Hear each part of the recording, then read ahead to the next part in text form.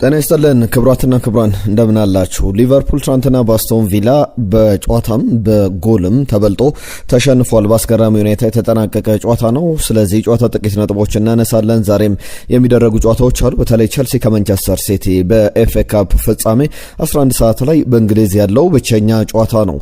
አልናስርም የሚያከናውነው አንድ መርሃ ግብር አለ። ስለዚህም ጨዋታ ጥቂት ነጥቦችን እየነገርናችሁ እንቆያለን። ሌሎችንም ሀሳቦች እያነሳን በየክለቦቻችሁ የሚነሱ የዝውውር ሀሳቦች አሉ። አርሰናል፣ ማንቸስተር ዩናይትድ፣ ቸልሲን የተመለከቱ ጉዳዮች አሉ። ከሲቲ ጋርም በተያያዘ ከሪያል ማድሪድ አንድ አማካይ ለማስፈረም ፍላጎት አለው ተብሏል። የቸልሲ የቻቪ አሎንሶ የአሰልጣኝ ቅጥር ጉዳይ የማይክል ካሪክም የለየላቸው ጉዳዮች ናቸው። በእነዚህ ነጥቦች ላይ የሚነሱ ሀሳቦች አሉ። ከላን ምባፔ በሪያል ማድሪድ ቤት ቆይታው ሊያጥር ይችላሉ?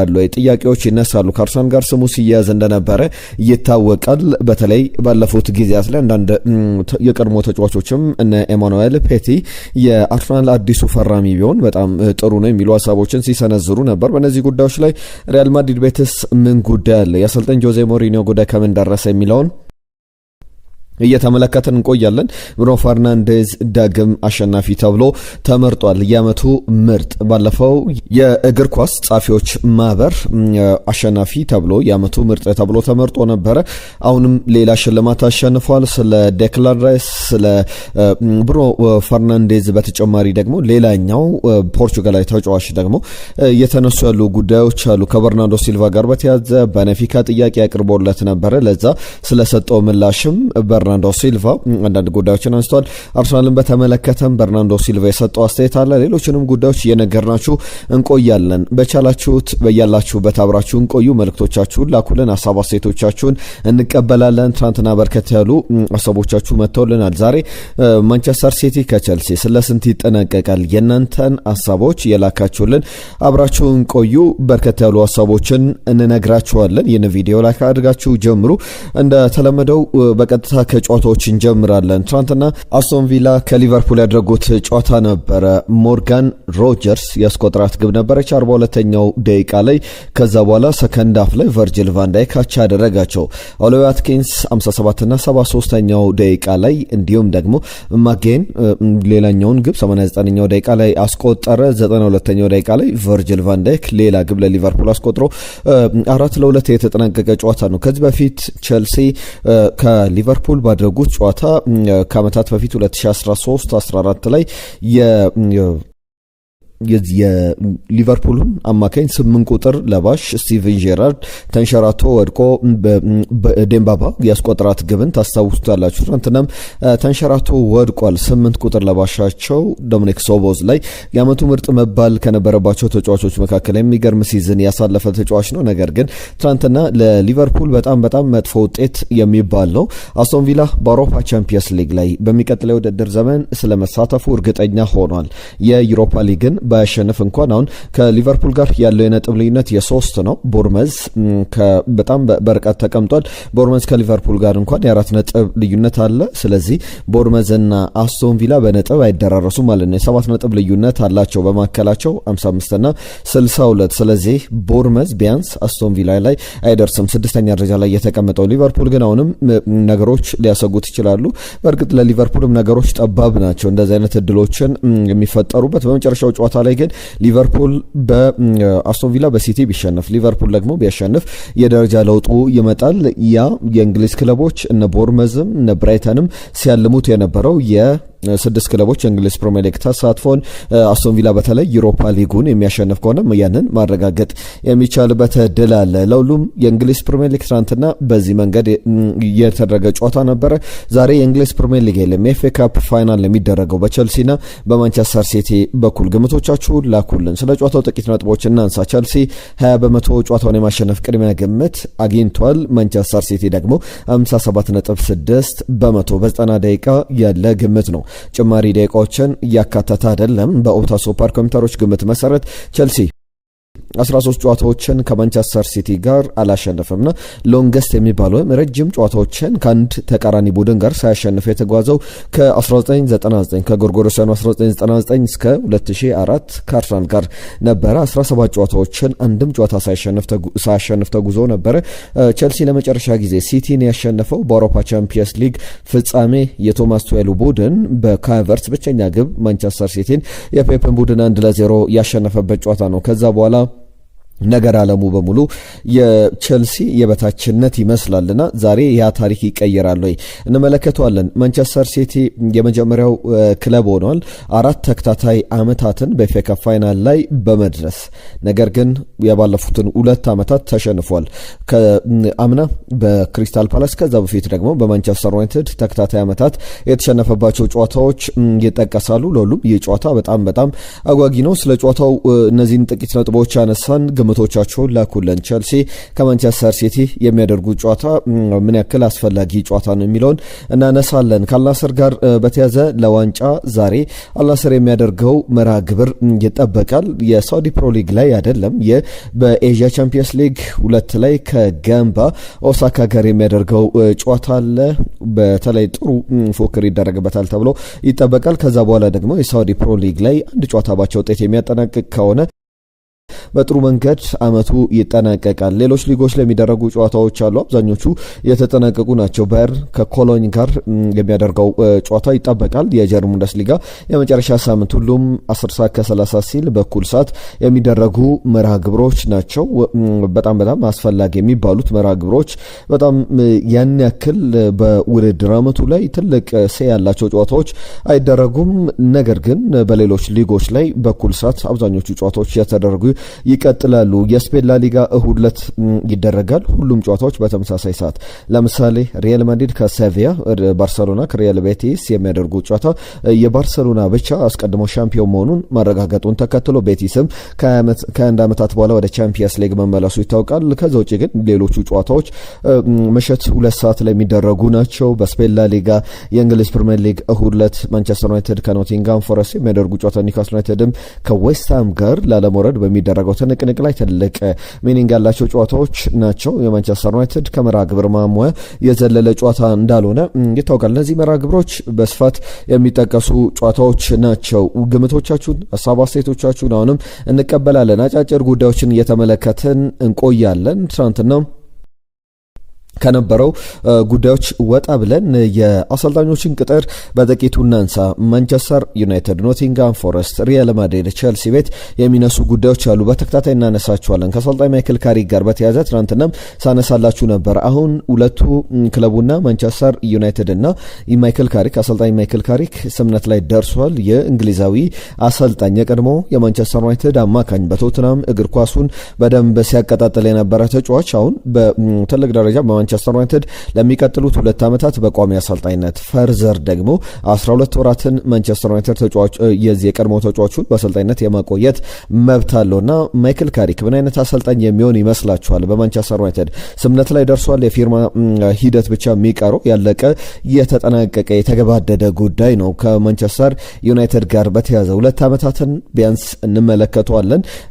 ክሬዲቱ መስጠት እምነት መጣል ፈልጓል። ሌሎች አሰልጣኞች ተሞክሯል ከዚህ በፊት እንደ ሊቫናል አይነት እነ ኤሪክ ቴን ሃግ እነ ሩበን አሞሪም እነ ጆዜ ሞሪኒዮ በማንቸስተር ዩናይትድ ኃላፊነት ቆይቷል። አሁን ያ ማንቸስተር ዩናይትድ ቢያንስ በሚቀጥለው ዓመት የአውሮፓ ቻምፒየንስ ሊግ ላይ እየተፎካከረ በእንግሊዝ ፕሪሚየር ሊግም የዋንጫ ተፎካካሪ መሆን ይጠበቅበታል። አውሮፓ ቻምፒየንስ ሊግ ላይ ዋንጫ ማምጣት የሚጠበቅ ባይሆንም በእንግሊዝ ፕሪሚየር ሊግ ላይ ግን ቢያንስ ከተፎካካሪዎች ቢያንስ በደንብ የቶፕ 4 የሚያሰገው አይነት ቡድን ሆኖ መቆየት የለበትምና ወደ ዋንጫ ጉዞ ይደረጋሉ። 2-3 ተጫዋቾችም አሁንም በአዳዲስ ዝውውሮች ይመጣሉ ተብሎ ይጠበቃል። ከሌሎች አሰልጣኞች ቅጥር ጋር በተያዘ ኖቲንጋም ፎረስት ቤት ቪክቶር ፔሬራን ጉዳይ ይነሳል። በሲቲ ግራውንድ ተጨማሪ ዓመታትን እንዲቆዩ ውል ለመስጠት በተለይ ደግሞ ፎረስት ለሳቸው ያለውን እምነት ለማሳየት ሙከራ እያደረገ ይገኛል። በሊጉ ላይ ክለቡ እንዳቆዩት ይታወቃል። እነዚህ በስፋት የሚነሱ ጉዳዮች ናቸው። አሰልጣኝ ጆዜ ሞሪኒዮም እንደ ማርካ ዘገባ ከሆነ ዲሳይድ ተደርጓል። ጆዜ አዲሱ የሪያል ማድሪድ አሰልጣኝ እንዲሆኑ ፍላጎቶች እንዳሉ የሚያሳዩ ጉዳዮች ተመልክተናል።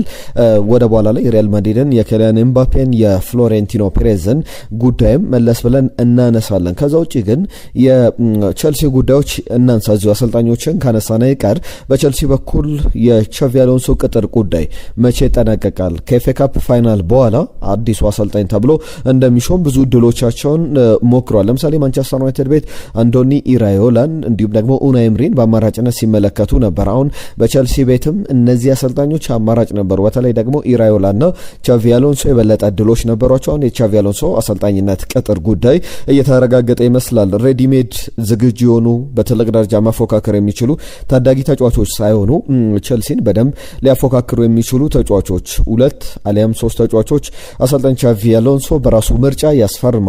ቸልሲም ደግሞ በቀጣይ ዓመት እንደ ቴሌግራፍ ዘገባ ከሆነ ለዋንጫ የሚፎካከሩ ቡድኖች መካከል አንዱ ሆኖ ይቀርባል የሚሉ ዘገባዎች በስፋት እየወጡ ይገኛሉ። ብዙ ማለት ይቻላል። በዚህ ጉዳይ ላይ እንመለስባቸዋለን። ከማንቸስተር ዩናይትድ ጋር በተያያዘ እንዳልኩት ነው የሚነሱ የዝውውር ጉዳዮች አሉ። በርከት ያሉ ሀሳቦች አሉ። ከዩናይትድ ጋር በተያያዘ አሰልጣኝ ማይክል ካሪክ ከተሾመ በኋላ ብሩኖ ፈርናንዴዝም በክለቡ ሊቆይ ይችላል የሚሉ ሀሳቦች እንዳሉ ይታወቃልና እነዚህ ጉዳዮች ብዙ ሊያስብሉ ይችላሉ።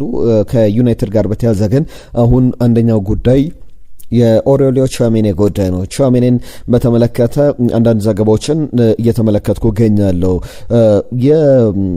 ማይክል ካሪክን ቅጥር ይፋ ካደረጉ ጋዜጠኞች መካከል አንደኛው ዳቪድ ኦርነስቲን ነው። ሌላ ጉዳይም አንስተዋል በዚሁ ቆይታ ላይ ኦሬሊዮ ቹዋሜኒ አንደኛው ማንቸስተር ዩናይትድ በቅርብ ርቀት እየተከታተሉ ያለው አማካይ ነው የሚል ዘገባን ይዞ ወጥቷል። ከብሩኖ ፈርናንዴዝ ጋር በተያዘ የማንቸስተር ዩናይትድ የዓመቱ ምርጥ ተብሎ መመረጡን ተመልክተናል። በምንድን ነው የተመረጠው የሚለውን አነሳላችኋለሁ። ከዛ አስቀድሜ ግን ከዚህ ከማንቸስተር ዩናይትድ ጋር በተያዘ አንድ በጣም እየተፈለገ ያለ ተጫዋች አለ ማንቸስተር ዩናይትድ የተጫዋች ይመጣል አይመጣም በጣም ትልቁ ጥያቄ ሊሆን ይችላል። በአማካኝ ስፍራ ላይ የኦሬሊዮ ቹዋሜኒ ጉዳይ ይነሳል። ራይት ባክ ቦታ ላይ ግን በፕሪሚየር ሊጉ ላይ ጥሩ ተስፋ ያሳየውን ማንቸስተር ዩናይትድ በሌሎችም በርካታ ክለቦች የሚፈለገውን ኒኮ ዊሊያምስን ይፈልጋል ተብሏል። የኖቲንጋም ፎረስት የራይት ባክ የቀይ መስመር ተከላካይ ነው ኒኮ ዊሊያምስ። በአስቶን ቪላም በሌሎች ክለቦች የሚፈልጋል 25 ዓመቱ ላይ ይገኛል። ማንቸስተር ዩናይትድ እንደ ቢቢሲ ዘገባ ከሆነ ዌልሳዊውን ኢንተርናሽናል ተጫዋች በ3 ዓመት ውል በሲቲ ግራውንድ የሚያቆይ ቀሪ ኮንትራት አለው። ነገር ግን ወደ ማንቸስተር ዩናይትድ እንዲመጣ ፍላጎቶች አሉ የሚሉ ዘገባዎች አሉ። ብሩኖ ፈርናንዴዝን የተመለከተ ጉዳይ አለ። ከጉዳት ዜና ጋርም በተያያዘ የማቲያስ ደሊትን ጉዳይም ላንሳላችሁ። የማቲያስ ደሊት ጉዳይ በጣም የሚያነጋግር ጉዳይ ነው። በተለይ ዘንድሮ ያን ያክል በውድድር ዓመቱ በጣም ቋሚ ተጫዋች አስፈላጊ ወሳኝ ሚና የነበረው ተጫዋች ነበር። ከዛ በኋላ ግን የሱን ሚና መመልከት አልተቻለም። ምክንያቱ ደግሞ ጉዳት ነው። ምክንያቱም ደግሞ ብዙ አልተጫወተም። መጫወት ብቻ አይደለም በሜዳ ላይም ወደ ሜዳ ይመለሳል የሚሉ ዘገባዎች ብዙ ሲነሱ ነበር። አሁን የጀርባ ቀዶ ሕክምና አከናውኗልና ከዓለም ዋንጫ ውጪ እንኳን መሆኑ ተረጋግጧል። በዚህ ዓመት በማንቸስተር ዩናይትድ መመልከት ብቻ ሳይሆን በቀጣይ ዓመት የመጀመሪያ ወራት ላይ እንኳን የሲዝኑ መክፈቻ ላይ ላይኖር ይችላልና የቀዶ ሕክምናው ጀርባው ላይ ተደርጓልና 6 ወራት ትሪትመንት በኋላ ወደ ሜዳ ልመለስ የተቃረብኩ ይመስል ነበረ። ነገር ግን ነገሮች ወደ ኋላ መልሰውኛል። አሁን የቀዶ ሕክምና ብቸኛው አማራጭ ሆኖ አግኝተ ነው ያንን አድርገናል። የሚያበሳጭ ነው። ነገር ግን ተስፋ አደርጋለሁ በቀጣይ ለደጋፊዎቹ ለማንቸስተር ዩናይትድ ደጋፊዎች ጥሩን ማቲያስ ዴሊት እንደምትመለከቱ የሚል ማረጋገጫ ሰጥቷል። ብሩኖ ፈርናንዴዝ የዓመቱ ምርጥ ተጫዋች ተብሎ የዚህ የፕሮፌሽናል ፉትቦለርስ አሶሲዬሽን ሽልማት ይቀራል። የእንግሊዝ ፕሪሚየር ሊግ የፕሪሚየር ሊጉ የሊጉ ሽልማትም ይቀራል። ነገር ግን አሁን ባለፈው የፉትቦል ራይተርስ አሶሲዬሽን የእግር ኳስ ጸሐፊዎች ማህበር የዓመቱ ምርጥ ተብሎ መመረጡ ይታወቃል። አሁን የማንቸስተር ዩናይትድ የሰር ማት በዝቤ የዓመቱ ምርጥ በሳቸው ስም የተሰየመ ሽልማት አለ። ለ5ኛ ጊዜ አሸንፏል። 2020፣ 2021፣ 2024፣ 2025፣ 2026 ባለፉት 3 ዓመታት ደግሞ ሽልማቱ የሱ ነበር። ከዚህ በፊት ክብረ ወሰኑ በዳቪድ ዳያ እና በክርስቲያኖ ሮናልዶ ነበር የተያዘው። እነዚህ ተጫዋቾች 4 ጊዜ አሸንፈው ነበር። ብሩኖ ፈርናንዴዝ 5ኛ ጊዜ አሸንፏል። ብሩኖ ፈርናንዴዝ ዴክላን ራይስን በተመለከተ አንድ አነጋጋሪ አስተያየት ሰጥቷል። ራይስ ወደ አርሰናል በመሄዱ በጣም ነው የምናደደው፣ በጣም ያበሳጨኛል ብሏል። ለአርሰናል ሳይሆን ለማንቸስተር ዩናይትድ መፈረም የነበረበት ተጫዋች ነው። አውቃለሁ ምን አይነት ኳሊቲዎች እንዳሉት፣ እንዴት መጫወት እንደሚችል። በእርግጥ ለማንቸስተር ዩናይትድ ለአርሰናል አጫወቱ የተለየ ሊሆን ይችላል። ነገር ግን እኔ በጣም የማደንቀው የሚወደድ አይነት ተጫዋች ነበረ በሚል ዴክላን ራይስን አደናንቆ አስተያየት ሲሰጥ ተመልክቼዋለሁ። በጣም ተጫዋች ብቻ አይደለም፣ እንደ ተጫዋች ብቻ ሳይሆን ፐርሶናሊቲም ፕሮፌሽናሊዝም ላይ በጣም ያተኮረ፣ ሜዳ ላይ የሚያሳያቸው ነገሮች በሙሉ ሁል ጊዜ ደስ የሚሉ የሚወደድ አይነት ተጫዋች ነው በሚል የሰጠው አስተያየት አለ። አርሰናልን በተመለከተ አንድ ሁለት የዝውውር ዜናዎች ይነሳሉ። ትናንትና ያነሳ ነው የማቴዎስ ፈርናንዴዝ ጉዳይ፣ እንዲሁም ደግሞ ክርስቲያን ኖርጋርድ ከክለቡ ይለቃል የሚለው ዛሬም ተጠናክረው ቀጥሏል። በብሬንትፎርድ በኩል የቀድሞ የብሬንትፎርድ አምበል ክርስቲያን ኖርጋርድ ከክለቡ ጋር ከአርሰናል ጋር ይለያያል። ማቴዎስ ፈርናንዴዝ ደግሞ ፖርቹጋላዊው እንደ ዘ ታይምስ ዘገባ ከሆነ የ21 ዓመቱ ተጫዋች ወደ አርሰናል የሚመጣበት እድል አለ። ዌስትሃም በሲዝኑ ላይ በሊጉ ላይ የማይተርፍ ከሆነ ነገሮች አጠያቂ ሊሆኑ ይችላሉ። ዛሬም ይህንን ዝውውር ተመልክተናል። ሌላኛው አርሰናል የተመለከተ ጉዳይ የቪክተር ፍሮልሆልድ ዘገባ ነው። ይህ የፖርቶ አማካኝ 20 ዓመቱ ላይ ይገኛል። እንደ ሪፖርቶች ከሆነ 85 ሚሊዮን ዩሮ የውል ማፍረሻው ነው። 60 ሚሊዮን ዩሮ አካባቢ ወይም ደግሞ 52 ሚሊዮን ፓውንድ አካባቢ የፖርቶን ተጫዋች ለማስፈረም ዴንማርካዊውን ኢንተርናሽናል አርሰናል ሰፊ ድል አለው። 33 ጨዋታዎችን አድርጎ 6 ግቦች 5 አሲስቶች አሉት። ጥሩ የውድድር ዘመን አሳልፈዋል ብሎ በትክክል መናገር ይቻላል። የዳኒሻዊ ተጫዋች በብዙ መንገድ በአርሰናል የሚፈለግ ተጫዋች ሆኖ ተመልክተነዋል። ጥሩ አቅም አለው።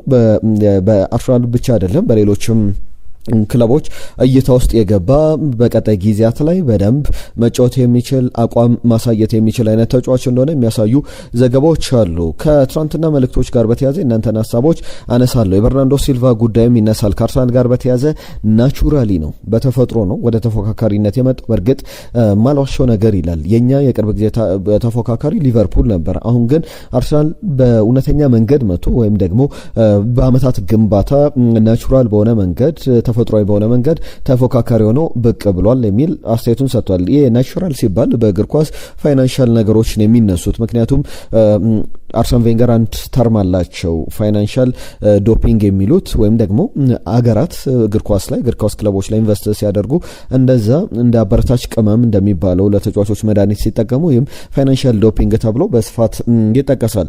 የትናንትና የእናንተ መልእክቶች ላንሳኔ መጨረሻ ጉዳዮችን አነሳለሁ። በተለይ ልጃኔ ከደቡብ አፍሪካ የጻፈልን መልእክት አለ። ሊቨርፑል 2-1 በሆነ ውጤት በአስቶን ቪላ ይሸነፋል ብሎን ነበረ።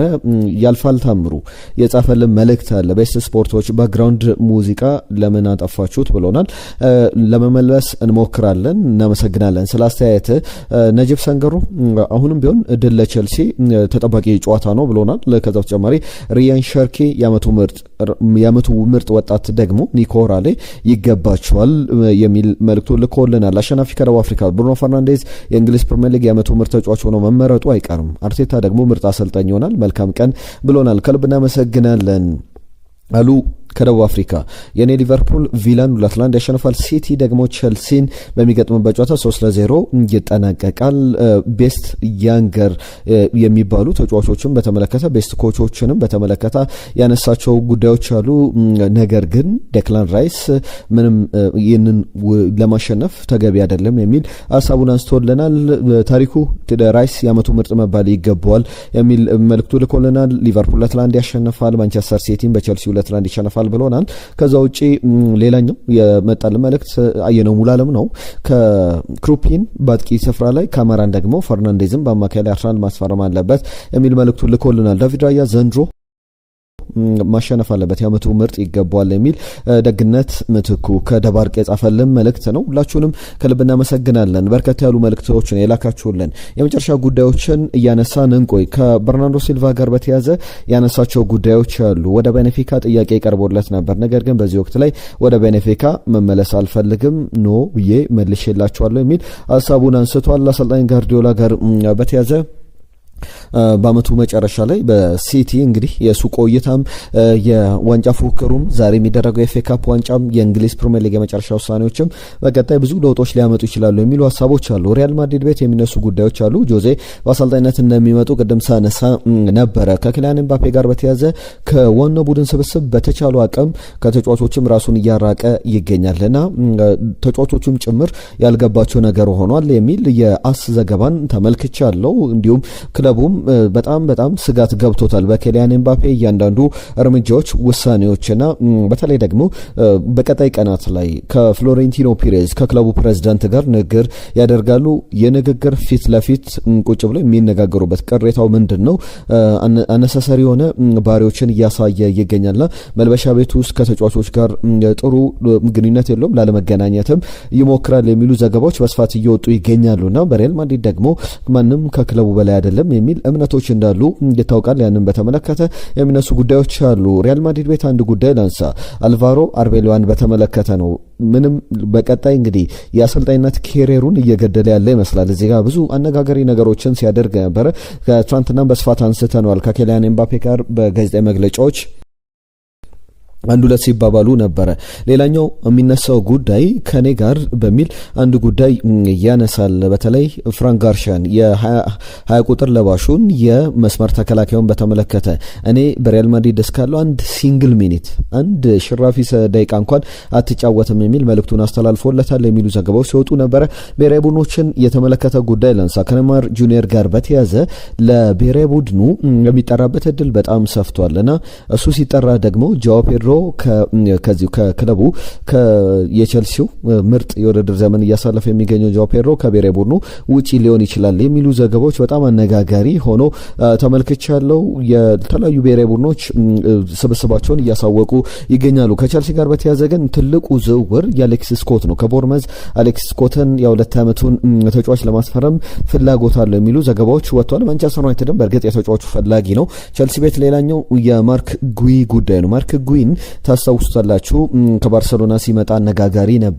በአጥቂ ስፍራ ላይ እየተጫወተ ዘንድሮ እንኳን ወደ ሰንደርላንድ አምርቶ ኒኮላስ ጃክሰን ክለቡን እለቃለሁ ወደ ሙኒክ ሄዳለሁ ካለ በኋላ ዳግም እንዲመለስ መደረጉ ይታወቃል። ኮቬንትሪ የፍራንክ ላምፓርዶ ቡድን የዓመቱን ስፔናዊ አጥቂ ተጫዋች ለማስፈረም ፍላጎት አለው የሚሉ ዘገባዎች በስፋት እየወጡ ይገኛሉ። የማይክ ሚኞ ጉዳይም ይነሳል። እንደ ጋዜጣ ዴሎ ስፖርት ዘገባ ከሆነ ቼልሲ ይህንን ግብ ጠባቂ ለማስፈረም ፍላጎት እንዳለው የሚያሳዩ ዘገባዎችን ተመልክተናል። ከሲቲ ጋር አንድ ጉዳይ ይነሳል። ፌዴሪኮ ቫልቬርዴን ከሪያል ማድሪድ ይፈልጋል። በተለይ ደግሞ ከቹዋሚኒ ጋር የገባበት ግጭት ቫልቬርዴ ከክለቡ እንዲለቅ ይፈልጋል። ቹዋሚኒ ብዙ ጥፋተኛ እየተደረገ አይደለምና በዚህ ጉዳይ ላይ ደግሞ እየተነሱ ያሉ ጉዳዮች ፓሪስ ሰን ዠርመን የተጫዋቹ ፈላጊ ነው፣ ትናንትና ማንስታን አሁን ደግሞ ማንቸስተር ሲቲም እድሎች ካሉ ተጫዋቹን ማምጣት ይፈልጋል ተብሏል። ሪያል ማድሪድ ቤት ሌላኛው ዳቪድ አላባ ወደ ዩቬንቱስ በነጻ ዝውውር ሊሄድ የሚችልበት እድል አለ የሚሉ ዘገባዎችን ተመልክተናል። ለሁሉም የተወደዳችሁ ስፖርታዊ ጉዳዮቻችን እነዚህ ይመስሉ ነበር። አብራችሁን ስለነበራችሁ ከልብ እናመሰግናለን። ስለሰጣችሁን ሀሳብ አስተያየቶች እናመሰግናለን። የዛሬን እዚህ ላይ አጠናቀቅን። በፖስት ማች አዳዲስ ጉዳዮችን ይዘን ከጨዋታዎቹ በኋላ ነገም ካሉ መራግብሮች አስቀድመን አዳዲስ ጉዳዮችን ይዘን እንመለሳለን። በየዕለቱ ከኛ ጋር ቆይታችሁ እንድታደርጉ እንጠይቃለን። የዛሬን እዚህ ላይ አጠናቀቅን። ጤና ይስጥልን።